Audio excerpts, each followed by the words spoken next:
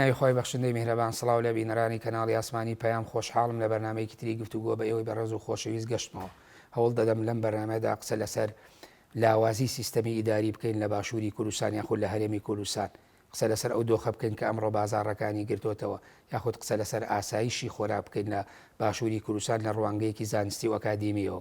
دەپرسین ئایا گرانفرۆشی لە بازاڕەکاندا تەنها هاوڵاتی لی بەرپرسە یاخود دەسەڵاتی سیاسی نەیتوانی وەکو پێویست دۆخەکە کۆنتترۆل بکە ئایا سیستەمی بەڕێوەبردن لە هەرێمی کوردستان سیستەمێکی تەندروستە ئایا سوود لە توانامرۆیەکان وەرگیراوە بۆ ئەوەی کە ئەم دۆخە کۆتایی پێبێت ڕۆڵی زانکۆکان و دەستگا ئاکادیمیەکان چییە لە کۆتایی هێنان بەم دۆخە ئێستا کوردستانی گرتوتەوە ئایا ئەم گرانفرۆشی یاخود گرانبوون و بەرزبوونەوە بەهای کاڵا و شمەکەکان لەناو بازاڕەکاندا ئایندەی هەرێم بەرەوکوێ بە تا چەند پێویستە دەسەڵات میکانیزم یاخود ئامرازێکی بەهێز بگرێتە بەر بۆ ئەوەی کە ڕێگە بەمە بگرێت ئەمانە کۆمەڵێت تەوەری سەرەکی بەرنامەی گفتوگۆمان بە میوانداری هەرێک لە بەڕێزان دکتۆر یونس عەلی توێژەر لە زانستی ئابووری دکتۆر ناجح سەمین توێژەر لە بەڕێوەبردن و سەرچاوە مرۆیەکان بەخێربێن بۆ ستۆدیۆی کەناڵی پەیام دکتۆر یونس ئێستا لەم سەروبەندەدا یاخود لەم ساتەی ئێستا کە ئێمە بەرنامە پێشکەشەکەین نرخ لە بازاڕەکانە بەرز بۆتەوە و هەڵاوسان هەیە و لەوانەیە خەڵک بەبێ ئاگای لە خۆی نییە گرانێکی گەورە ڕووی لە باشووری کوردستانیا لە هەرێمی کوردستان کردووە لە ڕوانگەی زانستی ئابووریەوە ئایا ئەمە حاڵەتێکی ئاسایی و سروشتیە دروست بووە یاخود ئەمە لێکەوتەی چۆنەڵی قۆناغێکە یاخود لێکەوتەی سیستەمێکی بەڕێوەبردنە لە هەرێمی کوردستان کە نەتوانراوەکو پێویست دەسەڵات هەبێ بەسەر بازاڕەکانەوە بەسەر سیستەمی بازرگانی و کڕین و فرۆشتن و هێنان و بردندا بەڵێ زۆر سوپاس بە بەڕێستان زۆر خۆمە خۆشحاڵم لەگەڵ کاکتۆر ناجحا بتوانین گفتوگوێ لەسەر ئەم بابەتە بکەین بێگومان ئێمە گەرسەی دیاردەیەکەین و دیاردەی کە بەڕێز ئاماژە پێدا هەڵاوسان دیاردەیەکی جیهانیە بەڵام زۆر جار ئەبین لە مجتەمەعی و مجتەمەعێکی تر جیاوازە شێوازی سەرهەڵدانەکەی کاریگەریەکەی ئیدارەدانی تەعاملکردن لەگەڵیا ئەوەی کە پێویستە بە عێراق وەرێمی کوردستاندەوە ڕۆژ بە ڕۆژ ئەم ڕێژەیە زیائەکە ڕۆژ بە ڕۆژ بەرەو بەرزبوونەوە ئەچێت لە کاتێک ئەم ڕێژەیە بەرەو بەرزبوونەوە ئەچێ بەشێکی پەیوەستە بەچی خراپی مامەڵەکردنی حکوومەت خراپی ئیدارەدانی حکوومەت بۆ سێکتەرە ئابوووریەکان بۆ نمونە ئێمە ئەگەر تەماشا بکەین لە هەرێمی کوردستانە زۆرینەی زۆری ئەو کاڵانەی کەین لە دەروی وڵات دێت کاڵایەکش لە دەروی وڵات بێ ئەوەندەی لە دەروی سنوور تەحەکومی پێکرێت ناو سنوور ناتوانێت تەحەکومی پێوە بکەی وڵاتێکی وەکو سین وڵاتی وەکو یابان وڵاتی وەکو ئەمریکا تەنانەت لە باردۆخە نالەبارەکانشە هەڵاوسانێکی وا ڕوو نادا کە جێی سەرنج بێ لەبەرچی زۆربەی زۆری کاڵا و خزمەتگوزارەکانی ناوخۆی خۆیانن ئەتوان لە ماوەیەکی کەم زیایی بکەن ئەتوان لە ماوەیەکی کەم نرخەکەی دابەزین ئەتوان میکانیزم و ئالەتی جیاواز بەکاربێن بەڵام لەبەرەوەی لە هەرێمی کوردستاندا بە تایبەت ئێمە لادێکانمان وێران بوونە بەپێی دراسەکان کە لەبەردەستی مندایە لە 1982 بۆ 85 تا 90 خەڵکی هەرێمی کوردستان لە ناو شارەکانن لە سەتادەی لە لادیەکان ماون یەکێ بەرەبوومی کشتتوکاڵیمان بۆ بەرهەم بێنێت ئەو لە سەتادەیە بۆ لە ستانەوەتەکەی خۆمان کە ڕێژەیەکی زۆر جیاوازن لە هەمان کات تەماشا بکەین ئەمەی کە لە ئێستادایە لە هەرێمی کوردستان هەرچی کاڵایەکت بێ هەرچی شتومەکێکت بێ لە بازار دەست دەکەوێ بەس بۆ نرخەی گرانە هۆکاری سەرەکیەوەیە خۆماڵی نییە مەحەلی نییە هەر ڕۆژێ نرخی دۆلار زیاد بکات نرخی ئەمە زیاکە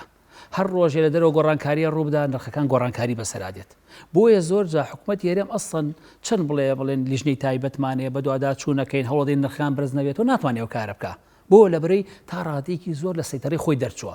بەڵام ئەمە مبەڕر نییە بۆی بڵێن مادەم ناتوانەیە کەواتە مقەسر نییە مقەسیرە بۆ بە درێژایی ئەم 25 ساڵە 30 ساڵە نەهاتوە پلانێکی تۆکمە دابنات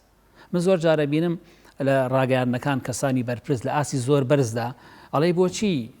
کارەبامان نییە ئەڵێ لەبەرەوەی خەڵکی زۆر بەکارێنێ باسیەوە ناکە ئەی چەند بەرهەم هێناوە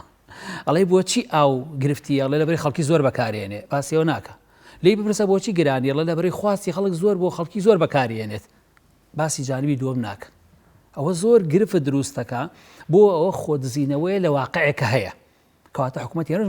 مقەسیرە یعنی دکتۆر بە پێی ئەو تێگەیشتنەی بەڕێزت بێ یعنی ئەگەر داهاتی ناوخۆ بەرهەمی خۆماڵی زۆر بێ هەڵاوسان کەمە بێتەوە بێگومان بەرزبوونەوە نامێنێت هەر تەماشاکەین لە مۆسمانێک باسی بەروومی خۆراکی بکەین کشت و کاڵی بکەین لە مۆسمانی کە بەروومی خۆمان پێدەگا دەبین یەکسەر نرخی بەروومی دەرەوە زۆر کەمەکە نەکەر ئەوەش هەر خەڵکی خۆمان بەگشتی ئیستعدادی تا بەروومی ناوخۆ بکرێنەک بەروومی دەرەوە چی لەبەر کوالیتیەکەی بێ، چی لەبەر تامەکەی بێ، چی لەبەر لایەنە سەحیەکەی بێ. بەڵام بەروبمێ لە دەری وڵات بۆ دێت تۆ ئەسڵ نازانین کوالیتەکەی چۆنە، تۆ ئەسڵ نازانین تەندروست یا تەندروست نییە، جگە لە گرانی نرخەکەشی کە بەردەوام هەیە. کەواتە ئەگەر باڵانسی ڕابگیرە لە نێوان ئەوەی بەرهەمی هێنینوی خۆمان بێ لە نێوان ئەوەی لە دەروی وڵات دێ، بێگومان چارەسەرکردنی شتانە ئاساییە. ئەسڵ زانستی ئابووری ئەڵێ بەرزبوونەوەی نرخەکان تا ڕادەیەک تا لە سەتادا هەر ئەسڵ شتێکی باشە، هەر ڕێ پێدراوە. لەبەروی ئەگەر نرخ جامد بێ ثابت بێ ئەو کاتە چی ڕوەدا و کاتە بازارە جوڵەی ئەوەستێت گۆڕانکایی ڕوونادات. بەڵام تەمەشا بکەین یەک شتێکی مێژووی تەمەشا بکەین لە ساڵی 1970 بۆ 88 8 ساڵ حربی عێراق و ئێران بۆ حربە گەورەی هەیە، خەڵکی بۆ هەستی نەکرۆ بە گرانی. حکوومەتی عێراقی بۆ کیلۆیەکی شەکری لە دەرەوە کڕیوە بە 1 دینار، بەڵام لە ناوخۆداتی بە 200 فلس کەڤەری کردووە. من ناڵم حکوومەتی عێراقی سەدام ئەمەی کردووە لەبەر شەعب لەبەر سیاسەتێکی تری خۆی، بەڵام بیری لەوە کردووە تۆ ناتوانم حربێکی 8 ساڵە ئیدامە پێ بدەم ئەگەر خەڵکی برسی بێ. سێری مێژوی میرنشینەکان بکە، میرنشینەکان زۆربەی بۆ ڕووخاون، سەبەبی ناوخۆیی ئەوە بۆ گرانی پەیدا بۆ باجیاندانەوە نرخشتمەکان بەرزەوە بۆ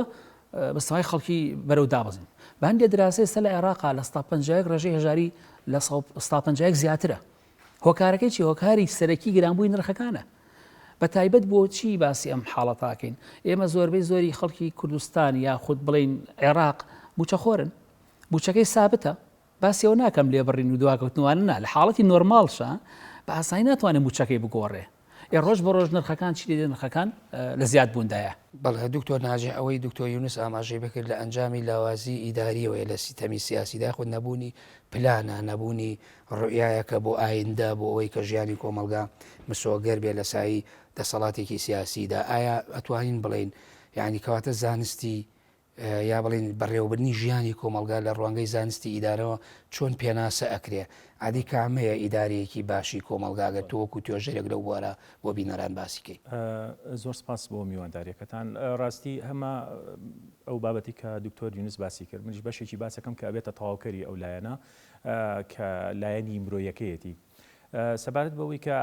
لە ئیقتصادا لە ئابووری باز لە چەندێک فراهەمی ئەو سەرچاوە سروشتیەکان هەیە، ئایا هەبوونی فراهەمکردنی زۆری سەرچاوی سروشتی لە وڵاتە ئەبێتە ئەوەی کە خۆشگوزەرانی بۆ وڵاتە بێنێ و دەسات و داهاتی تاکە کەس و دوجار هی کۆمەلگای لێ بکەوێتەوە و دوجار خۆشگوزەرانی بۆ کۆی کۆمەلگا بێنێتە دی. ئێمە لە وەڵامی ئەمە ئەڵین ئەگەر هاتووە و بوونی و دەساتێکی زۆر ئاماژە نییە بۆ پێشکەوتنێکی باش و دڵخۆشیێکی زۆری کۆی کۆمەلگا بەبێ ئیدارەکردنێک و بەبێ ڕەچاوکردنی لایەنی مرۆیی و ئیدارەکردنی کۆی ئەو بەرهەمەی کە لە بەردەستمانایە واتە زۆری زۆر جار نابێتە ئیدارەدانێکی باش. ئیدارەدانێکی باش ئیدارەدانێکی باشیش هەمیشە محکومە بە فەرمانڕەوایی و حکمێکی باش. حکمێکی باشیش محکومە بە دنیابینی ئەو کەسانی کە لە کۆی ئەم سیستەمە بەڕێوەبن، ئەم سیستەمی فەرمانڕەواییە لە وڵاتێکە لە شوێنێکە لە گوزەرێکە بەڕێەکەن. زۆربەی دیراسەکان کۆکن لەسەر ئەوەی سێ لایەنی ڕئیسی هەیە بۆ ئەوی تۆ حکم بی لەسەر ئەوەی کە خۆشگوزارانی لە وڵاتەیە هەیە یان نییە. واتە سێ پرسیاری سەرەکی ئەکرێت. ئایا ئەم وڵاتە تا چەندێک یان ئەم دەستگایان ئەم ڕێکخراوە تا چەندێک توانیوێتی شمەکە سەرەتایەکانی ژیان بۆ کۆمەلگا دابین بکە، کەمانی چیان لە خواردن و خۆراک و جلوبەرگ و هەروەها پەناگەیە گابینێتەوە. یەکێکی تر لەلایەنی دووەمی یان پرسیاری سەرەکی تر بۆ ئەوەی کە کۆمەلگایەکی پێوەرێ ئایا تا چەند توانیوێتی فەراهەمی خوێندن و تەندروستی بۆ کۆمەلگاکەی دابینکە و گەشتن توانای کۆی زۆربەی ئەندامانی ئەو کۆمەلگا بە سیستەمی تەندروستی و بە سیستەمی پەروەردە. یەکێکی تر لە خاڵەکان کە خاڵێکی زۆر مهم و جەوهەریە ئازادی تاکە کەس تا چەندێک تاک توانیوێتی ئەو خەو و خۆزگە و خەیاڵانی هەیە لە وڵاتێکە ڕێگەی ئەدرێت بەرجەستەی کات و بیکاتە واقع. کەواتە ئەمە سێ پێوەری ڕئیسی ئەوە بوون کە تۆ حکم بدەیت لەسەر ئایا ئەم کۆمەلگایە بەرەو ئەوە ڕوەکە خۆشگوزەران بێ یان بە پێچەوانەوە بەرەو پاش بڕواتەوە. بۆیە لە کۆی قسەکان ما ئەوە ئاڵێم بوونی و گەشەپێدانی و پێشخستنی توانای مرۆیی شان بەشان لەگەڵ بوونی ئەو دەرامەتە ئابوورەی لە هەر وڵاتێکە هەیە زەڕور و پێویستە بۆ ئەوی بتوانرێت ئەو ئاماجانەی کە ئەو دەسەڵاتە هەیەی لەو شوێنەیە بێنێت. باشە ماوەسا من لە بەرنامەی پێشووترمە باسی ئەومان کە باسی ئاسایشی خۆراکمان کرد لە هەرێمی کوردستان یا بە گشتیوە لە هەرێمی کوردستان بە تایبەتی ئەی باشە ئیدارەدانێکی باش تا چەند پەیوەستە بە سەقامگیری کۆمەڵایەتیەوە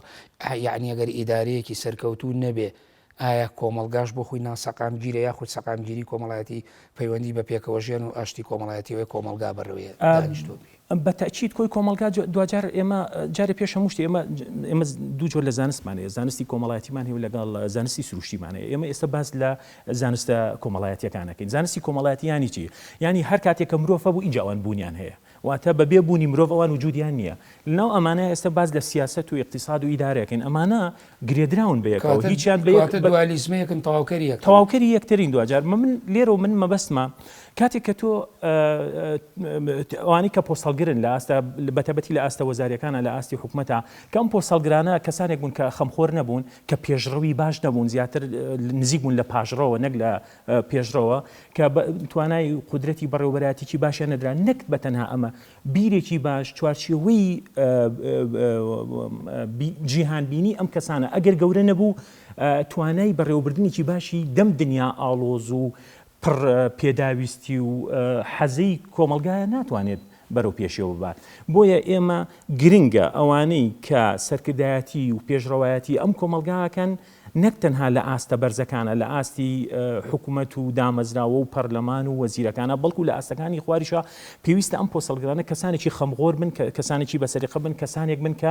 تەنها کەسانێکی ئەمین نەبن بەڵکو قەویش کەواتە ئەکرێ بڵێ ناسەقامگیریش کۆمەڵایەتیش گرێدراوی ئیدارەیەکی لاوازە بە دڵنیاییەوە چکە دوجار چی لەکەوێتەوە ئەمە نادادی لەکەوێتەوە نادادیش کەواتە چینێک لە کۆمەلگا زاڵە بێ بەسەر چینێکی زۆری کۆمەلگایە ناچار ئەم چینەی کە زۆرینەن و نەحەقیەت بەرامبەریان کراوە دوو ئاراستەیان ئەوەتە توانیان هەیە و دوجار کێشە و گیرروگرفت دروستەکەن بۆ ئەوانەی سەرەوە یان ئەوەتە توانیان نییە و جۆرێک لە ئاڵۆزی دەرونی و کۆمەڵایەتی لەکەوێتەوە ئەمەش کێشە و گیرروگرفت دروستەکە و ئاسایشی کۆمەلگا دوجار کۆی ئاسایشی وڵاتەکەشەکەوێتە مەترسیەوە. سپاس دکتۆر یونس شتێکی گرنگی باس کرد ئەم باسی مەئکەل و مەلبەس و مەسکەنی کرد ئەم سێ کوچکەیە کە زۆر گرنگە بۆ ئاسایشی کۆمەلگا یاخود با بڵێن ئاسایشی خۆراکیش تا ڕادێ تا چەند یعنی ئەمانە بۆ خۆیان ئاسایشی بۆ دابینکردنی ئاسایشی خۆراک ئاسایشی نیشتیمانی و نەتەوەیش دەستەبەر بکە یا هەروەکو چۆن زانستی ئیدارە باسمان لە ئیدارە کرد کە ئیدارە پەیوەست و گرێدراوە بە سەقامگیری کۆمەڵایەتیەوەی ئاسایشی خۆراک تا چەند پەیوەستە بە سەقامگیری کۆمەڵایەتیەوە بەڵام لە ڕوانگەی مەئکەل و مەلبەس و مەسکەنەوە. بەڵێ بێگومان ئەگەر ئێمە تەماشاکەین هەندێک توێژەری نێودەوڵەتی زۆر لە ئاستی بەرزدا تعریفێکیان کرۆ بۆ ئاسایشی نەتەوەی ئەڵێن ئاسایشی نەتەوەی کاتێ دێتە دی ئاسایشی خۆراک ئاسایشی تەندروستی ئاسایشی ئاو بێتە دی یعنی ئەگەر تەماشا بکەین ئێمە ئەو سێ ئاسایشە ئاسایشی ئاو خۆراک و تەندروستیەکە پیادە ببێت تحقیق بێ ئەنج ئاسایش نەتەوەی دروستە بێ کەواتە گەر بێت و ئاسایشی خۆراک نەبێ یا لە مەترسیا بێ بەس ئاسایشی خۆراک وەرگین یعنی لە 130 و لە 135 ئاسایش نەتەوەی لە مەترسیدایە بە دیوێکی تر تەماشا بکەین ئاسایشی خۆراکە لە مەترسیدا بێت چی ڕوئەدات هەر کۆمەلگا پێکدادان ڕوئەدا لێ نێوانن تۆ سەی کۆمەڵگەی خۆمانکەن بەشێ فەقیرە بەشێ دەوڵەمەنە هەرەمە کۆتایی نهاتووە بەڵام فەقیرەکە ڕق لە دەوڵەمەند دەوڵەمە ڕق لە فەقیرە ئەمە کارە ساتە یعنی لە مجتەمەعێکا فەقیر و دەوڵەمەند هەبێ شتێکی سروشتیە بەڵام لەبەر ئەوەی ڕێژەکەی ئەوەندە زۆرە فەقیری زۆر دەوڵەمەنی زۆر بۆتەوەی چی بۆتەوەی ناکۆکی سەیکە خەڵکی فەرمانبەری گشتی ڕقی لە فەرمانبەری تایبەت ڕقی لە گشتیە ناکۆکی و احتیکاک کەوتوێنیانە سەیکە خەڵکی حزبی ڕقی لە خەڵکی ناحزبیە خەڵکی ناحزبی ڕقی لە خەڵکی حزبیە یعنی تەماشا بکە بۆ باسیم حاڵەتاکەم نەبوونی ئیدارێکی تەندروست وای کردووە هەر کێشەکان لەوە نەمێنێ کێشێکی ئەتیادوێ مە تەماشاکین لە دوورەوە تەنانەت تەماشاکە من زۆر جابیر لەواکەمەوە کە لە کاتی موچە تەوزیعکردنە ئیتر بە مەقسەد بێ مەقسەد بێ زۆر جار پێشخستن و دواخستنی وەزارەتەکان وای کردووە وەزارەتی ڕقی لە وەزارەتێکی تر بێ ئەمە زۆر گرفتە بۆ ڕفتە بە ئاسایشی خۆراکەوە کەواتە ببورەتخوا دکتۆر یعنی ئەمە زۆر گرنگ بوو باسی کەواتە ئەکرێ بڵین خەریکە یعنی دابشکاری کۆمەڵایەتی یا جیاوازی تەباقی دروستە بێ لە کۆمەلگا چینایەتی بێگومان من زۆر جارە بینم هەرچی توێژەر هەیە نەکردی زۆرینە کە باسی کارەساتەکەن باسی کارەساتی ئابوووریەکەن بەسەر عێراق هاتووە بەس کەم کەسێ باسی سایکۆلۆژیان بکە من سایکۆلۆژی نازانم لە بواریەوە بەس تۆ تەماشا بکە ئەو حاڵەتە دەرونیە ناتەندروستی بۆ ئێمە دروست بووە کاریگەری کردو سەر لایەنە ئابوووریەکەش من هەموو جار ئەڵێم تۆ زۆر جاگەر نمونێکی زۆر سادە بۆعیدێک کە تێ لەگە دکتۆرێکە لە عیادەیەک سعات 4 ئێوارە تۆ لە بەیانیەوە بەیانی ئەو ڕۆژۆلانی کەم باسی دیۆرە پێرەش ناکەم تۆ قەلەقی کەی بڕۆم کەی فریا ئەکۆم تۆ بڵێ بڕۆم دکتۆرە لەوێ بێ تۆ بڵێ وەرەقەم بەرکێت تۆ بڵێ 50 تۆ بڵێ دروستەکە هەمووی کاریگەریەکی سایکۆلۆجی سلبیە کاتە سەر ئێمە هیچ ڕەبتی بە اقتصادەوە پرۆدەکتیڤیتی ئێمە تاقەی ئێمە ئەپوکێتەوە توانایەوە بەرێنانی کەمە بێ توانایەوە بەرێنانی کەم بوو داواکاریشی کەمە بێ سی خەڵکە ئێستا خەڵکی ڕازیە بۆی بەس موچەی هەبێ و پێی بژێژیانێکی احتیادی ڕەفاهەتی ناوێ خەڵکی بەس ئەوە نەیەوێ بایعەکەی بدرێتیە بە دوای زۆر کوالیتی بەرزەکەی ناگەڕێ خەڵکی هەر ئەوە نەیەوێ بگاتە شوێنی کارەکەی یعنی داواکارەکەمان بە پێی ستاندەری نێودەوڵەتی نەماوە ئەگەر تەماشا بکەین مؤشراتی تەنمیە اقتصادی لە عالەمە جاران بیریان لەوە کردویان هەر مجتەمەعێک مناڵیان لەدایک بێ وەزنی کەم بێ ئەو مشکیلەیە ئێستا مؤشرەکان گۆڕیوەڵە هەر مجتەمەعێ ڕێژەی قەڵەوی زۆر بێ ئەو مشکیلەیە یعنی ئەی گۆڕن چینجێکەن بۆ پەیوەستە بە ئاسایشی خۆراکەوە ئەوانەکەن ئەو سێ ڕەهەندەی باسم کرد خواردن خۆشی نیشتەجێ بەڵێ ئەم سیانە تا چەند گرنگە بۆ ئاسایشی و سەقامگیری کۆمەڵگا بێگومان زۆر تۆ تەماشایکە هەر هاوڵاتێکی ئاسایی کام هاوڵاتین لە کۆمەلگا زۆرترین کێشەیانەیە ئەڵێ من گەورترین کێشەمەیە شوێنی نیشتەجێبوونم نییە ڕەنگە پارەی هەبێت جلوبەرجێک بکڕێ بەڵام ناتوانێت شوێنی نیشتەجێبوون داوین کا بۆ خۆی لە ساڵی 2006ەوە کە دەستەوە بەرهێنان و ئیشی استثمار کراوە لە سەکەن بەردەوام ئیسیسمار لە واری سەکەنی زیای کردووە بەڵام مقابلەی ڕێژەی بڵێن ڕێژەی کرێنشین بەردەوام زیای کردووە یعنی چی یعنی تەنسیقیان نییە لە نێوانیان باسیری ئاسایشی خۆراکەین ئەگەر سی تعریفی ئاسایشی خۆراکەین کۆمەڵ بۆ دیتری تێدایە کە ڕەبتە بۆ پرسیاری جەنابتەوە ئاسایشی خۆراک چییە بریتە دابینکردنی خۆراکی پێویست بۆ چیە بۆ زۆرینەی زۆری خەڵک هەر ئەوەندە نەخێر بە سێ مەرج یەکەم ئەبێ نرخەکەی گونجاو بێ دووەم ئەبێ کوالیتەکەی گونجاو بێ سێم ئەبێ لە کاتی گونجاوە بێ یعنی چی نرخەکەی گونجاو بێ نرخێ بێ خەڵک بتوانێت بیکڕێ من باش تومەک لە بازاڕە هەبێ بەڵام لە توانای کڕینی مندانە بێ من چی بکڕم لە هەمان کاتە ئەڵێ کوالیتەکەی گونجاو بێ لە سەتا چەند ئێمە دڵنیاین لەو ستومەکەی کە یەکردن کوالیتی گونجاوە شتومەکی دەروی وڵات دێ من هەموو جارەڵێ مەڵێم وڵاتی و ئێران و تورکیا ئەگەر خۆشحاڵ نەبن بەوەی ئێمە بەس داوای ڕفراندۆمێکمان کە هیچمان نەکرد چی ڕوویدا ئەی چۆن ئێستا دڵنیای تورکیا و ئێران خۆراک و خواردنی تەندروست بۆ ئێمە بنێرن ئەو چۆن ڕێگە نادابەوەی کە تۆ مافێکی خۆ بڵێ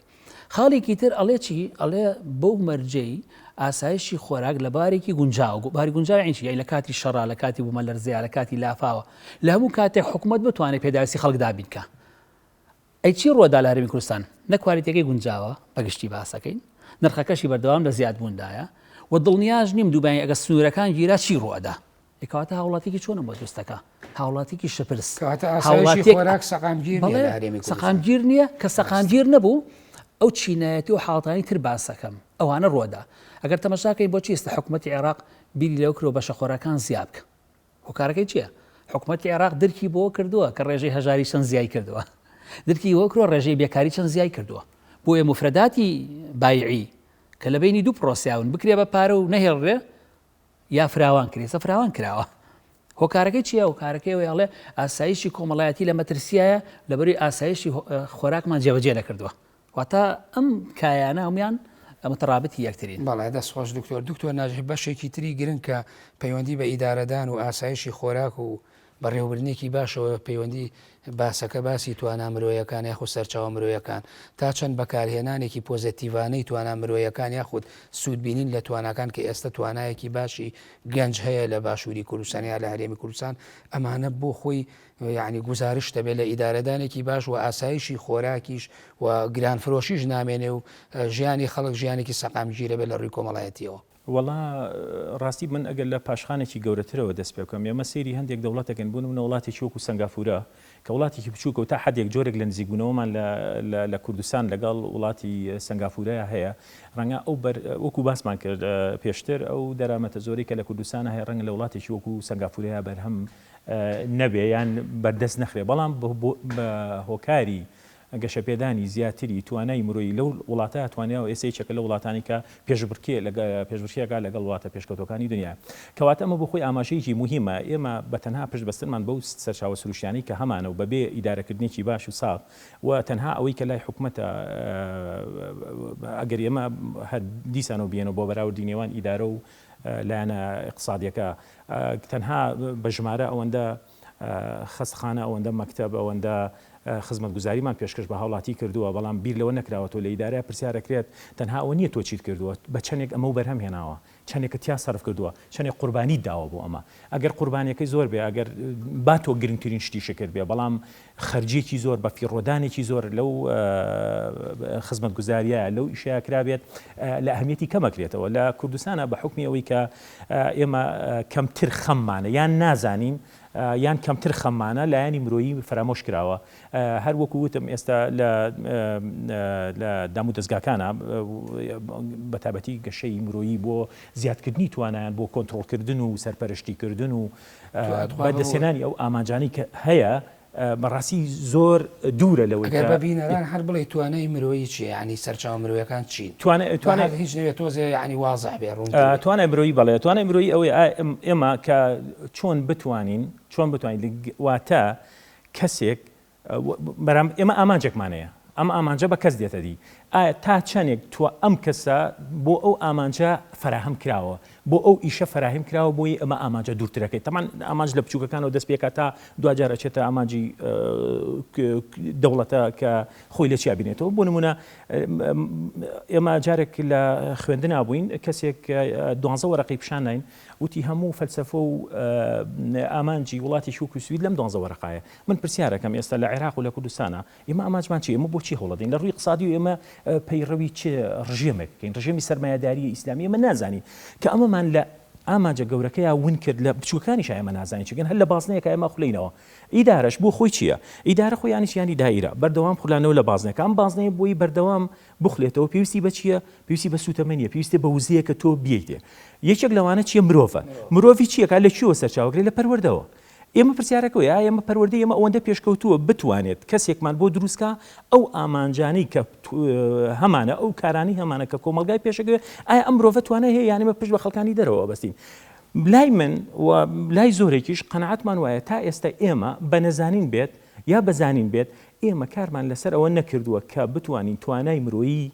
خۆمان وڵاتەکەمان لە کوردستانە پێش بخەین ئەمە ژوای کردووە بەشێکی زۆری و ئامانجانی کە ئێمە هەمانەوە خواست و حەزانی کە ئێمە هەمانە و ئەمانەوێت نێتە دی بە بڕوای تۆ ئێستا هەرێمی کوردستان بای ئەوە توانای مرۆیی لە بەردەسایەکە بتوانێت بیکا بە یەکێ لە کۆڵەکانی نێشتنی قەیرانی ئابووری و هەڵاوسانی نرخ و بێپلانی و نەبوونی ئیدارە بەڵێ ئێمە کەسی پسپۆر و شارەزا و لێ هاتوومان زۆرە ئێمە کەسمان هەیە لە دەرەوە ئەگەر ڕێگەی بۆ بکرێتەوە هەر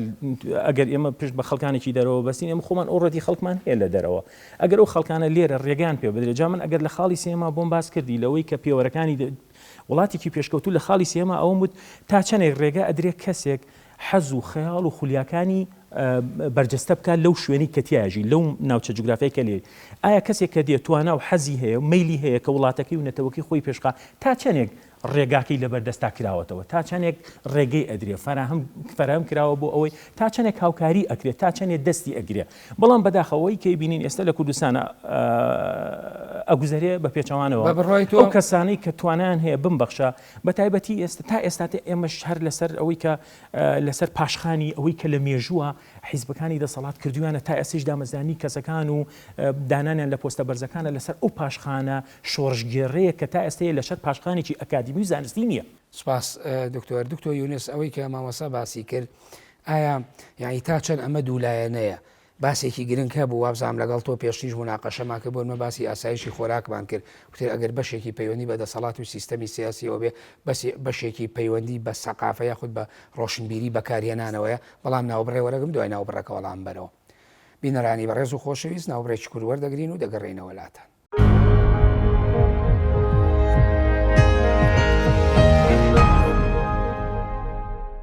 دووبارە سڵاو دکتۆر یونس بەر لە ناوبڕەکە پرسیاری چۆن ئەڵێ سەقافەی دوولایەنە یا باسی لایەنی دووەمیشماکە کە بۆ خۆی تاکەیە هاوڵاتیە تا چەند یعنی ڕۆشنبیری بەکارهێنان بۆ خۆی ئەویش پەیوەندی بە بەشێک لە تێکدانی ئاسایشی خۆراکەوە هەیە یاخود ئەم دۆخی کە ئێستا دروست بووە تاک خۆی لێی بەرپرسە. بەڵێ بێگومان ئێمە تەماشاکەین هیچ کایە نییە لە دنیاە هەرێک لایەن نەبێ ئیلا کۆمەڵایە بەڵام هەیە لایەنێک هێز و دەسەڵات و بەرپرسیاتی زیاتر هەیە کەمترە ئەگەر تەماشاکەین پێویستە بە ئاسایشی خۆراکیا بەگرانی ئەگەر نەبێتەوە مبالغە بەقەدەر دەسەڵات خەڵکتیا بەرپرسە چۆن ئێمە تەماشاکەین ئەو باسی کاتی مناسبات و جژنەکان ناکەم خەڵکیەوەی کایکرە چەندی قات لە زیاتر لە پێویستیەتی شتێکی سەیرە بینم لە کوردستانە جاران تۆ ئەتبینی خەڵکی بۆ خۆی ڕەفاهێتێک کرد بەکەیفی خۆی شتێکڕی بەس خۆی بۆ خۆی بوو بەڵام ئێستاوا ناکە ئێستا ڕازی نییە تۆ کەشت ناکڕیت ڕازی نییە کە تۆ بۆ مبالەغە ناکە لە کڕیشتا یعنی بەواتایەکی تر دوو مستەڵەح تێکەڵ کراوە پێمان وایە ئەوەی کە زیادە مەصرفە زیادە مەصرفیەکە پێچوانەکەی ڕەزی لێوان نییە خەڵکی زیادە مەصرفیەکە خەڵکی ژیرانە بەکارێنێت یعنی دوو مستەڵەحی مەرادینی یەکتری نین تاوەکو بڵێن ئەم کەسە زیادە مەصرفە ئەوشیان ڕەزی لە نەخێ لەو بینەیە چەندین خطوطی ترمانە بۆ نمونە باسی دوو حاڵەتەکەم یەکەم حاڵەتیان خەڵکی ئاسایی خەڵکی ئاسایی مەسن خەڵکی بازرگانە خەڵکی خاوەن تەکسی خەڵکی شۆفێرە خەڵکیەوەیە ئێمە بینین جۆرێک لە ئیستیغلال هەیە لە هەرێمی کوردستانە پێویستە حکوومەت ڕێگری لێ بکات چۆن یعنی لیترێکی بنزین 100 دینار 150 دینار زیاکە بەس ڕەنگە دوکاندارێ شتومەکەکەی دوو قاتی ئەوە زیاد بکە خاوەن سیارەیەک سێ قاتی ئەوە زیاد بکە یعنی ڕەنگە لە ئەستا لە 105 بۆ 100 کولفەکەی زیای کردوە تێچوونەکەی سەرشانی ئەم زیای کردووە بەس ئەو نرخەکەی چی دەکات سێ قات و چوار قات زیایەکە بە بیانوی چی بە بیانوی ئەوەی کە تێچوونەکەی زیای کردووە زۆر جاکە سیر بکەین هاتوچوێ نێوان شارێ بۆ شارێکی تر ئەگەر نرخی هاتوچوێ 15000 دینار بوو بێ بەس دەبەری نرخی لترێکی بنزین زیای کردووە 100 دینار یا 200 دینار نرخی هاتوچۆکە بێتە 25000 یعنی کەسە خاوەن میهنەکە چی ئەکات لە باتیەوەی بەس قەرەبووی ئەو زیادە بکاتەوە چەندین جان قەرەبووی ئەکاتەوە یان مەسەن کابرای دوکاندار دلار چۆتە 150000 30000 زیای کردووە لە 100 دلار 30000 زیای کردووە بەزەم هەر شتێکی 5000 کا بە 8000 کا بە 10000 تۆ 100 دلار 30000 زیای کردووە نەک هەر شتومەکە تۆ ئەوە بکەیت بەشێکی پێویستە بە خەڵکی خۆیەوە یەک نمونەی کە زۆر من ماوەیە کە متابعەکەم لە ڕێستۆران و مەطعەم و شتەکان حاڵەتێکی چی ڕۆدا من دەچم بە ڕێستۆران و مەطعەمێک داوای کۆمەڵە شتێکەکەم کە دڵنیان بە 150 ناخۆم بەکارشی ناهێنم کە نایخۆم بەکاری نایەنم دوایش پێم عیبە بڵێم بۆم کە سەفەری بۆم پێشەرەوە پێم ئاسایی بکرێتە ناو تەنەگەی زەڵەکەەوە بەس پێم ئاسایی نیە بکرێتە ناو زەرفێک و ژەمێکی تر من یا کەسێکی تر بەکاری بێنێ دیوی دووەمی یعنی چی ئەەکەم بۆ نمونە ئەوە جاری وایە ڕێیتە ڕێستورانتێکەوە داوای خواردنەکەی بڕن 4-5 بۆ دێنێت کە زیایە تۆ چیەکەی جارێ خۆ داواکەی دڵنیاشی نایخۆی هەندێکی نایخۆی دیوی دووەمی شەیە ینی بەشێک ناڵێن هەمووی بەشێ لە خاوەن ڕێستۆران مەطعەمەکان بۆ ڕەواژدان بە هەندێ بوار ئەو دێت ئەم کارە و بۆکە ڕەنگە تۆ یەکش لە داواکەی ئەو 4 و 5 بۆ دائەنات دێت چیەکە بەشێکی تر خۆراک لەوێ بە فیڕۆ ئەچێت یعنی سیرەکەی دوولایانێ بەبێ ئەوەی جاری وایە کەسەکەم یا ئەچی بۆ دوکانی میوەیەک ئەی باگەرم بڵێم نیشولە میوەمەوێ ئەی باگە بڵێم نیشولە تەماتەمێ ئەی بە بڵێم نیشولە خیارمەوێ بەڵام پێم عیب نییە هەمووی لە ناو سەلاجەکە وێران بێ و ئەکسپایر بێ و فڕێبی و کەم ناو تەنەکەی زبڵەکەوە یعنی کۆمەڵێک دراسە هەیە باسی لەواکە لە 125 بۆ 130 ئەو خۆراکەی کاکرێکرێتە ناو تەنەکەی زبڵەکەەوە کەواتە سەقافەی ئیسلاکی زۆر دەورەی بینێ ئەیە گەر بێت و سێ مجتەمەعەکەین ئێمە بۆ 6 ملیۆن کەسین گریمان 3 ملیۆن کەس کڕیارین من لە باتیەوەی 3 ملیۆن کیلۆ فڵان شت بکڕم ملیۆنێ بکڕم نرخەکەی چەند دابەزێ بێگومان دابەزێ یعنی ئەم سەقافە ینی خەڵکی ئەوە نەبێت پێمان عیبێشتی کەمتر بکڕن پێمان وا بێگەشتی کەممان کڕی لەبەرەوەی ئێمەین یان بچینە ڕێستۆران و مەطعەمێک چەندجا تووشێ حاڵەتابی جاری وایە خۆی خواردنێکی ساداخوا بەس ئەڵێ با نەڵێن بان ئەم بانەڵێ نابێت تەرک درێت چونکە ئەمەتۆر بم بە شقەتەکەم خەڵک ئێستا زیاتر شوێنی حەزەکانێکەوێ نەک پێداویستەکان ینی من چیم پێویستە بیکڕم پێداویستە هینی ئەوواکەیان زۆر جار تەماشا پێوترێت کەمالیات و حاجیات بەشێک لەو گرانێ بە چی پێیا بێت ینی زۆر جار قست و قەرز و ئیلە ئاخری تۆ بۆ چ غەڕەزێکێکی ینی نامەنتەقی خەڵکێکی زۆر ئەزانی بەرەو چۆ ڕۆیشتۆ مەسەرەن خانووی نییە بەس سیارێکی 5 دەفتەری هەیە یعنی تەواشای ئەمەکە عقلەتی اقتصادی لە شۆ باشە دکتۆر ئەمەی کە تۆ ئەڵێمە لایانی دووەم و خەڵکە تا چەند ئەمە زەرەرەیە لە ئاسایشی خۆرە بێگومان ئێستا بوارێکی تر باسکە باسی هەدیەکە یعنی تۆ تەسەوڕ بکە جارێ خۆی ئیمکانێتی موچەکردن 300,000 بێ بەس لەبەرەوەی وا بڵێن باسی کەن ئەچە 150,000 دا بە هەدیەک ینی نیو موچەی مانگێکێدا بە هەدی و دیارێ بە شوێنێکێوە ئەمانە گشتی نۆرماڵە لە کاتێک کە تۆ هەو بێ ینی زۆر عتیادی سەی وڵاتانی پێشکەوتوکەین کەسێکی زۆر دەوڵەمەند و خاوەن چەندها ملیار دلار و ملیۆن دلار کە دێ لە ڕێستۆرانتێکە داوای ئەوە کەکای خوا ینی پێویستە بە کەلتوری خەڵکەوە یەشتێکی ترشمان هەیە ئێمە ینی زۆرجا ئەو خواستەی کە هەمانە ئەو تەڵەبەی هەمانە زوو هەوڵەتین بیگۆڕین هەوڵەتین گۆڕانکاری تیابکەین یعنی مەسەن ئەساسێکی ماڵەکڕێتی چیتر ڕۆدا خۆراکێکە کڕیوێتی چەندین نوعی تر خۆراکە کڕێ بەڵام بەکاری نایانێ یعنی یەکشت هۆکارێکی ڕئیسیش ئەمە من لە چیای بینم کڕیار و بەکاربەرەکە جیاوازن چێ کڕیارەکەی باوشی مناڵەکە خاوەن عیلەکە ڕئیس عیلەکە بەس چێ بەکاربەری شتەکەیە مناڵەکە ئەو کەسەی کە پارەکەدا جیاوازە لەو کەسەی کە شتەکە ئاخوا شتەکە بەکارێنێ قورسایی هەست بۆ قورساییە ناکە ڕاستە دەست خۆش دکتۆر ئەگەر من ئەمەش بۆ چۆنەڵی توێژینەوەکان یا زانستەکەی مامۆسا یا دکتۆر ناجیح یعنی تەرجەمەکەمەوە کەواتە ئەوەی کە دکتۆر یونس باسی کردکەواتە بۆ خۆی تاکیش یا خولایانی دووەم کە پەیوەندی بە خراپیە لێکەوتی خراپی ئاسایشی خۆراکی لێکەوتەوە نەتوانینی ئیدارەدان بۆ خەرجکردنە. بەڵێ بەتاچیت تۆ دوجار خەرجی تاکە کەسە دوجار خەرجی ئەو کۆمەلگایە و کۆی دەساتی داهاتی میلی پێکەێنێەوە نیە لێرە ئەم تەوزیف نەکردن ئەوەی کە هەر ئەچمەوە سەر ئەوەی کە ئەمەش پەیوەندی بە پەروەردەی ئەمەوە هەیە ئێمە چۆن پەروەردەکراین لەسەر ئەوەی کە هەروەکو چۆن ژیانی کۆمەڵاتیمان تەنزیمەکەین ژیانی ئابووریشمان بەو شێوازە بێ کە ئەمە نەبوو کە ئەم بەرنامەیە نەبوو دوجار جۆرێک لە تێکچوون ڕوەدا وەکو دکتۆر باسی کرد و ئیسافەیەکیشم خدەسەرەوە ئێمە بەتەنها شوێنی حەزەکانمان بکەوین نەک پێداویستەکانمان ئەو کێشە و گیرروگرفتانی لەکەوێتەوە دوجار خەرجێکی زۆر و ئیسیلاکێکی زۆر بەڵام نەتیجە بەرهەمێکی کەم یان بە خێریی کەم ئەگەڕێتەوە بۆمان ئەمانە هەمووی ئەو کێشە و گیرروگرفتانن کە ئەمە دوجار پەلە هاوێتە ناو زانستی دەرووناسی و کۆمەڵاتیشەوە لەسەر ئەوەی کە دوجار کە من ئەوەی کە خەڵک شمەکێک زیاد لە پێداویستی خۆمە کۆڕم ئەو پەیوەندی بە کەلتورەوە ئەمە پەیوەندی بۆ هەیە تا چەنێ خەڵک ئاماژە بە منەکە کە من خۆم بسەلمێنم دوجار ئێمە شخصیتێکمان لێستنەوەی ئەم شخصیەتە ناچارم ئیتر لێسەدنەوەی ئەم شخصیەتە ڕەنگە بە هۆکاری سیاسی بێت بە هۆکاری کۆمەڵاتی بێ هەر شێوازێک بێت کە وتم هەر لە ئەساسەوە ئێمە دام و دەستگاکانی پەروەردەیمان دام و دەستگا ئاینیەکان کە ڕەنگە لە کاتی گونجاوە بە ڕۆڵی خۆیان هەڵدەسابن وا بکە ئەم دەردە دڵیانە ئەم کێشە و گیرروگرفتانە زیاد بکە و بێتە سەربارێک بۆ ئابووری تاک و دوجاری کۆمەلگاوی دەوڵەتەکە. بەڵێ ئەی بە دیوێکی ترە یعنی ئێمە باسی سەرچاوەکانی مرۆی سەرچاو مرۆیەکانمان کە یعنی ئامرازەکانی سوودبینین لە سەرچاو مرۆیەکان چییە؟ ئەو بڵێن لایانی دووەم مرۆڤ خۆی بۆ خۆی بە جۆرە لە جۆرەکان وەکو تۆ و مەحکومە بۆی کە خۆی بۆ منە بەکارهێنەرێکی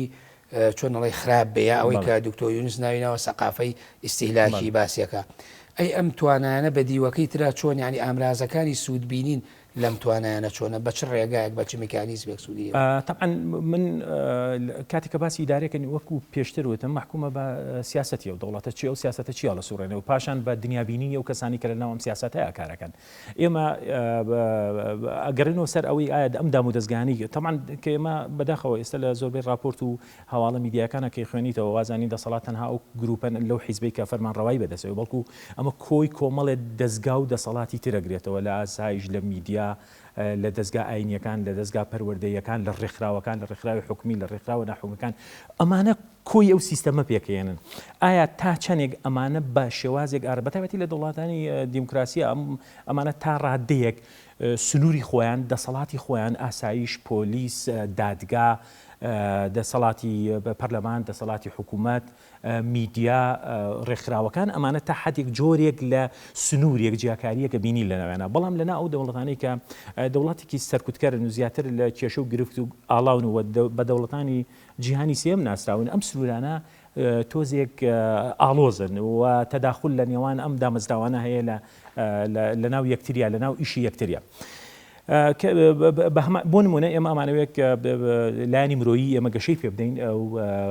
پەروەردەیەکی باشمان هەبێ و دوجار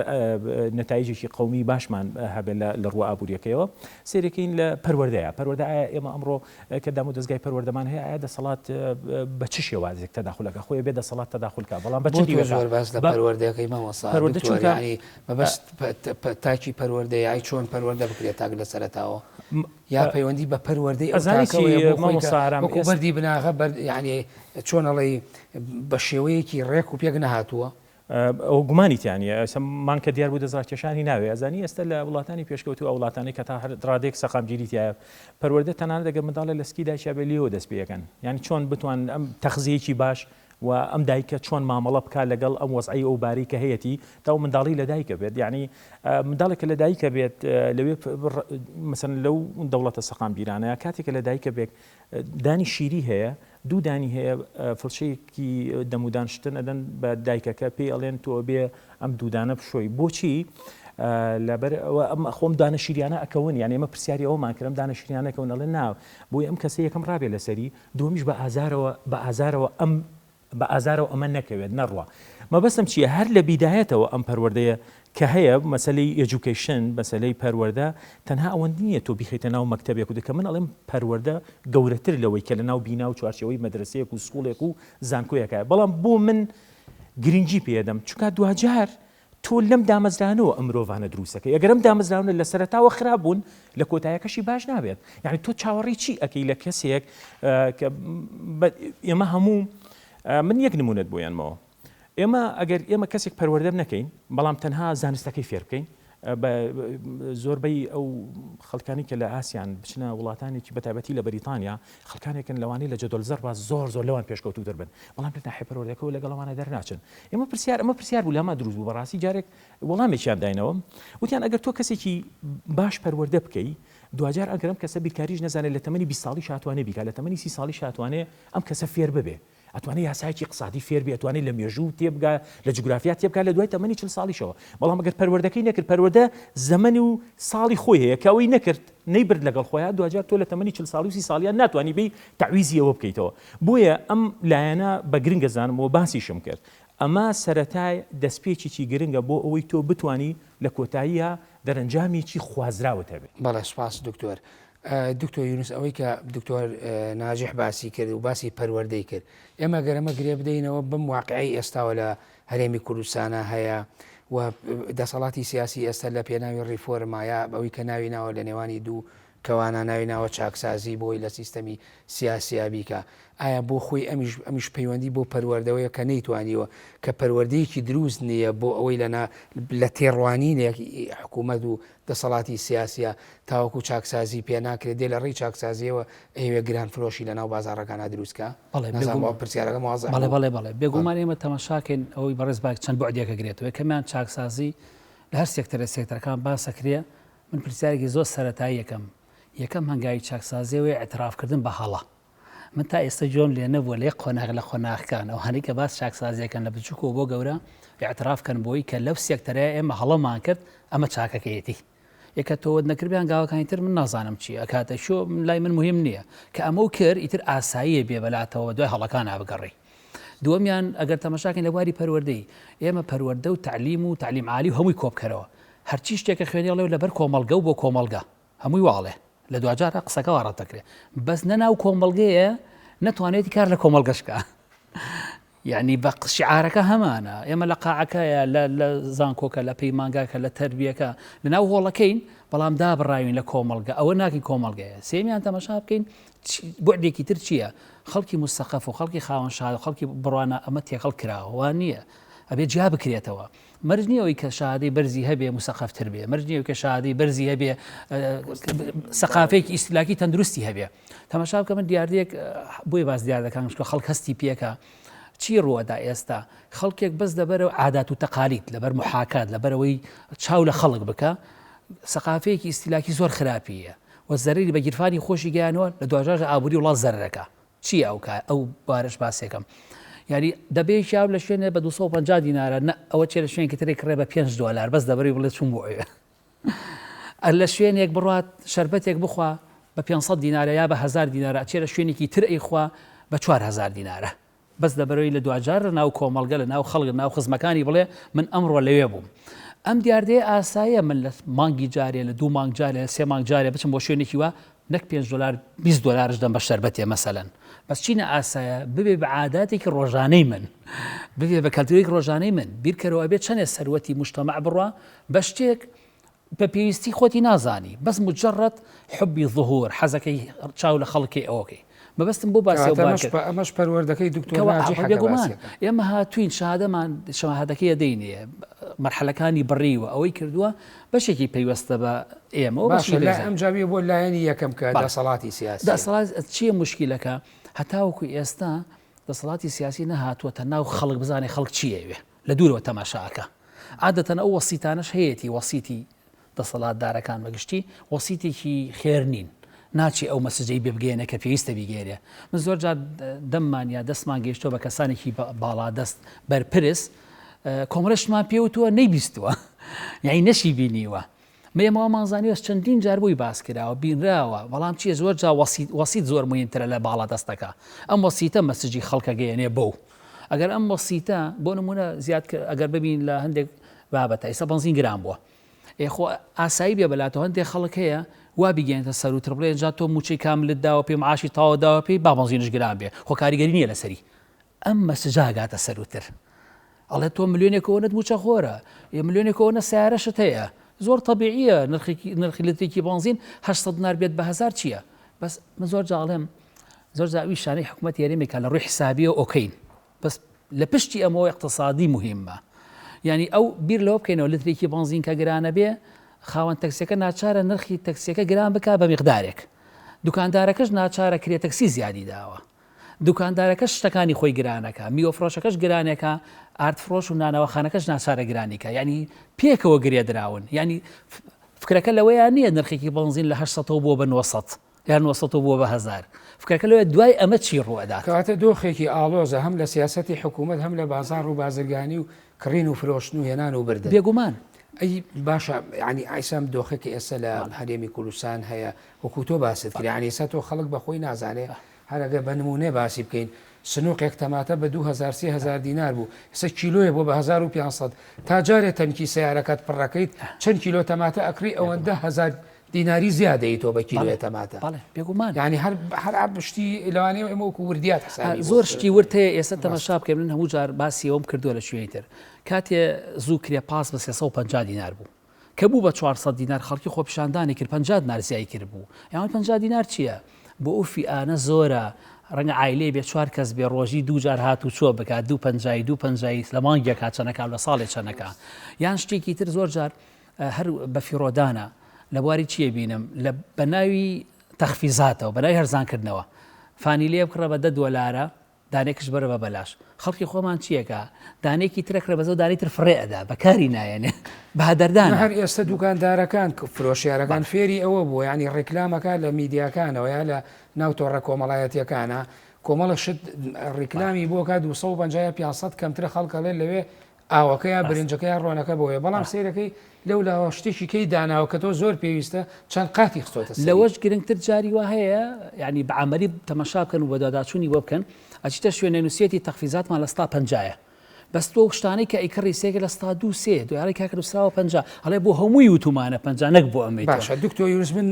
ناوەی بەرنامەکەم تەواو بێ ئایندەی ئەم دۆخەکە ئێستا هەم لە ڕووی دەسەڵاتی سیاسی و سیستەمی بەڕێوەبردنەوە و هەم لە ڕووی سەقافەی کۆمەڵگاوە ئاوا یعنی ئایندەی کوردستان بەرەو چۆ با ئێوەکو توێژێرێک لە بواری زانسیابووریە چۆن تێڕوانوە بەرەو چۆمانەوە وڵی ئەگەر ئێمە تەماشا بکەین بەرزبوونەوەی نرخ لەم 30 ساڵەیە ڕۆژ بە ڕۆژ زیای کردووە دانەبەزیوە سەیری ئاسایشی خۆراکن ڕۆژ بە ڕۆژ تەڕاجعی کردووە بەبرەو باشتر نەچووە جگە لە بوارەکانی تر باسەکەین بەڵام چارەسەری ئەو دۆخە لە شەو ڕۆژێکە ناکرێ وەک کاکتۆر باسی کرد ئەبێت لە بیدایەتەوە من هەموو جار ئەڵێم ئێستا بڵین ئەڵێم دەست بشۆلەوەی کە ڕۆی لە مەرحەلە یەکەوە هیزانکۆ لە قۆناغی یەکی مەکتەبەوە لە ئێستەوە دەست پێ بکە بۆی بتوانین 10 ساڵی تر ئایندێکی وازعترتە بێ ئەمە یەک دووەم فامیلی و خێزانەکان یعنی خێزانەکان چەند قانعەتیان بۆیە بەداخەوە من یەک شتێ زۆر بەلامەوە هەستم کرد نەخوازراوە لە کوردستانە لە هەموو وڵاتانی عالم قەیرانی ڕۆدا بوو مەلەرزەیە ڕۆدا حربی ڕۆدا هەمووی دەرسی لێبین حربی عالەمی دووەم هێشتا بۆتە زەنگێ لە مێشکی زۆرێک لە هاوڵاتانی ئەوروپا و ئەمریکا حەزاریان لەوەی کە چیان بەسەراتەوە دووبارە نەبێتەوە زەرمەند دەبن بەس ئێمە قەیرانێکی دارایی گەورەمان بەسەر هات ئێستا سەقافەی ئیستیلاکی و ئیستیلاکی خەڵکە گەڕایەوە پێشووتر یعنی ئەو فەرقی کردو وەکو عایلێ و فامیلیەک و دوانوسیان بەس وەکو گشتی یعنی سوودمان نەبینەوە دووەمیان حکوومەتە حکوومەت من زۆر هینم بەمەیە چەند حکوومەت قەنەعەتی بۆ گۆڕانکاریانەیە ئەمە زۆر مهمە نە گۆڕانکاری لابیانە هەرچی وەزارەت و هەرچی دامەزگای پاکێجی گەورەی لایە نووسراوەکان هەمووی هەیە بەس چەند قەنەعەت ناو گۆڕانکاریش دوو خاڵمانەیە زۆر گرنگە حکوومەت خۆی قەنەعەتی بەم گۆڕانکاریە یا ئەم گۆڕانکاریەکە لەبەری فڵان کەس ڕازیکە ئەمش جیاوازن ئەگەر حکوومەت خۆی قەنەعەتی پێبێ تەسەوڕەکەم بتوانین لە ئایندێکی باش بەس ئەوە نەبێ تووشی پاشکۆیەتی ئابووری سیاسی کۆمەڵایەتی کەلتوریە بین وار کات سنوورەکانمان لێدا بخرێ وەکو مدەی پێشوو ڕەنگە زۆر بەرگە نەگرین هاوڵاتی لە بواردەخی خراپ. سپاس دکتۆر لەناو قسەکانی باسی زانکۆی کرد با بە کورتی لە جەنابیش پرسم دکتۆر ناجێ ڕۆڵی زانکۆکان و دەستگا ئاکادیمیەکان چی هەم لە ڕووی ئیداریەوە کە باسمان کرد و هەم لە ڕووی سەقافەی ئابووری و سەقافەی بەکارهێنانەوە پێدانی ڕوویا بە دەسەڵاتی سیاسی شتاوەکو یا ئاەتا چەند دەسەڵات گوێ لەمانە ئەگرێ کۆی ئەمانە یعنی یەکاتە ئەوەی ڕۆڵی زانکۆکە و دەستگا ئاکادیمیەکان زانی چۆنە ئێستا ئەو وەزع سیاسی کە هەیە لە کوردستان ئەو وەزعی اقتصادی هەیە ئەو وەزع سەقافی کە هەیە ئەمانە کە پرسیار لە هەر کەسی سیاسایی کە ئەڵێ تێک چووە مانای ئەمە ڕەنگە بێمانە بێت لەناو ئەو هەموو تێکچوونەیە بڵێ وڵات زانکۆکان ئێستا ڕۆڵێکی زۆر کاریگەریانەیە ئەمیش لەگەڵ ئەوانە ئەمیش دامەزراوەیەکە محکومە بەوانەی کە حکمیەکەن و دەسەڵاتیانێ بۆیە ڕۆڵی زانکۆکان لە ئێستا ئیفلیجە بەڕاستی بە شێوازێکەوەڵێم کە من ئێمسە خۆمان لە ناو زانکۆیان و ڕۆژانەی بین و مامەڵە و دەسو پەنجەمان لەگەڵ ئەو ناوەندەیە نەرم کردو ئەم ڕۆڵی ئەم زانکۆیانە زۆر زۆر سست و لاوازە خاڵیان بەو سیستەمی ئیداری دەسەڵاتەوە بە تاکید خاڵی ڕئیسی لە سیستەمی زانکۆی سیستەم لە هەر وڵاتێکا بێ پەیوەندی بە ڕادی سەربەخۆبوونی ئەم زانکۆیە من پرسیاریەوەکەم تا چەندی ئەم زانکۆیە سەربەخۆیە تەنانەت لە دانانی نەک سەرۆکی زانکۆکە لە دانانی سەرۆک بەشێکیشە تا چەندێک ئازادە ئەگەر ئەم ڕادەیە زۆر بوو ئەو ئەم زانکۆیە ڕۆڵی گەورەیە بێ لە پەروەردەکردنی ئەو نەوانە و وشارکردنەوەی کۆمەلگا چکە دوجار زانکۆ تەنها بەرپرس نیە لە خوێندکارانی کە لە ناو پۆلەکە دانیشتو دەرزان دوجار بەرپرسە لە خۆی کۆمەلگا هەر کێشەیەک و گرفتێکە بێ ڕووەکەنە ناو زانکۆکان بۆیە من باوەڕم وایە ئەبێ زانکۆ ڕۆڵی گەورەتری هەبێ ئەبێ ئەم کۆی دامودەزگاکان پێویستە بە تایبەتی زانکۆ بێ سەربەخۆ بکرێت جگە لە سەربەخۆبوون پێویستە ئەم دامەزراوەیە پرس و ڕاوێژی پێ بکرێت لە پەیکەربەندی دەرکردنی بڕیارە ڕۆڵی هەبێ کە ئێستا ئێمە لە کوردستانە نخبەیەکی بچووک و کەم لە بەرژەوەندی تاقمێکی کەم بڕیار دەرەکە و دوجار ئەگەر ئەم زانکۆیە کاریگەری هەبوو کاریگەری لەسەر تاکیش بەجێڵێ ئەو کاتە شتێکی پێڵێن سپێند وایزلی ئەو کاتە من چۆن بتوانم عقلانە خەرج بکەم کاریگەریی ئەو نەبەجێ بڵێ لەسەر تاکەکان نەک تەنها لەسەر کۆمەڵەکان لەسەر تاکان ئەگەر بەنیو خولێک لەسەر کۆی تەوەرەکانی بەرنامەکە دوا قسەت بکەیت من بە شێوازێکی گشتی ئەڵێم کۆی ئەمەی کە باسمان کرد بۆ هەرم پێوەرانش لە نێوان لای ڕێکخراوەکان بەعامدانراوە بۆ ئەوە هەر وڵاتێک پێشکەوە خۆشگوزەرانی لە ناو تاک و کۆمەلگاکەیە پێویستی بە سەروەربوونی یاسا هەیە بە بوونی یاسا هەیە بە ملکەجبوونی یاسا هەیە بە شەفافیەت هەیە بە دەرکردنی بڕیار هەیە بە جەماعی و دەستە جەمعی نەک گروپێک جگە لەوە پێویستی بەوە هەیە کە ئێمە ئەم توانایانی کە هەمانە لە ناو وڵاتایە لە دەرەوەی وڵات ئێمە پێشیان خین و برەویان پێ بن و ڕێگەیان پێ بێت. بەڵێ سپاس دکتۆر ناجێ دکتۆر یونس بە کورتی تۆ ئێستا لە ناو دەستگایەکی ئەکادیمیایە بەشی ئابووریە سەرۆکی بەشێکی دکتۆر ناجێ باسی ڕۆڵی زانکۆکانی کرد زۆر بە کورتی ڕۆڵی زانکۆ و دەستگا ئەکادیمیەکان چییە بۆ ڕوبەڕووبوونەوە و بەرەنگاربوونەوەی ئەم دۆخ. بەڵێ بێگومان ئێمە تەمەشاکەین ڕۆڵی زانکۆ بکەین بە دوو بەشەوە بەشێکی مەسلەی توێژینەوە و بواری ڕسائیل و ئەتاریحوانە هەمووی کراوە یعنی ئەوەی لەسەر ئەرکی لەسەر شانی مامۆستایە و توێژەرە بەزیاوە کردوێتی سەی ناو ڕەفەکانمانکەی چەندین توێژینەوە و ڕسایل و ئەتاریحمان هەیە بەشی دووەمیان تەمەشا بکەین پەیوەستە بە دەسەڵاتێکی ئیرادەی خارجی زانکۆ یعنی بۆ نمونە تۆ تەمەشا بکە بوجەی زانکۆ بوجەی ڕاگرایەتیەکان نەسرەی ڕاگرایەتیەکان نەسرەی کۆلێژەکان پەیوەستە بە دەروی زانکۆوە یعنی تۆ عادەتەن بەشێکی گرنگی لە زانکۆ لە بەچی پێشەکەی بە پارە بەلایانی مادی بەس دەسەڵاتت گیرا بێ نەتوانی پارە سەرفکەی نەتوانی پارێکی تەواو کۆ بکەیتەوە لا مرکزێکی تەواو نەبێ ناتوانانی چاوەڕێی زۆر شتین بکەیتەوەکان هەمانگی لەگەڵ دەسەڵاتانە ئیشانە ئەم توێژینەوە تایبەتیەوەی کە پەیوەندی بە قوت و ژیان خۆی یەک فکرێک زۆر من بە پێچەوانای بیرم لێرە چۆنە عادەتەن لە دەروی وڵات بۆ نەزە ئەمریکا کۆنگرێس داوا لە زانکۆکانەکەیەوە توێژنەوەکە لەو بوارە وا بکەین بەس ئێمە لای ئێمە چاوەڕێن زانکۆ بەرزیکاتەوە بۆوان بڵێ کاکە ئەمەمان هەیە یعنی کەمتر دیێنە ناوی ناو حاڵەت ناو ئەوەی واقعەکە ببینین چی کراوە من دڵنیام ینی لەو ئاست بێموچەی و لەو زۆرفە نالەبارانە وەکو ئەکادیمی وەکو شخصەکان هەوڵێکی زۆر زۆر باشیان دا زۆر شتیان کرد بەڵام پلان و سیاسەتی حکوومەت بێگومان خۆی گرنگەوەی ئیدارەیەکی باش و ئیرادەیەکی باش ئیدارێکی باش ئیرادەش هەبێتەوە یەکش زۆر گرنگە یەکشتێ زۆر بەلامەوە گرنگە بەهۆی بوونی گەندەڵی و نەبوونی چاکسازی تەواوەتی ئەو گرفتانی باسمان کرد نابێ هاوڵاتی لەسەر ئاسی خۆی دووبارە و گەندەڵی دووبارە کاتەوە یعنی چی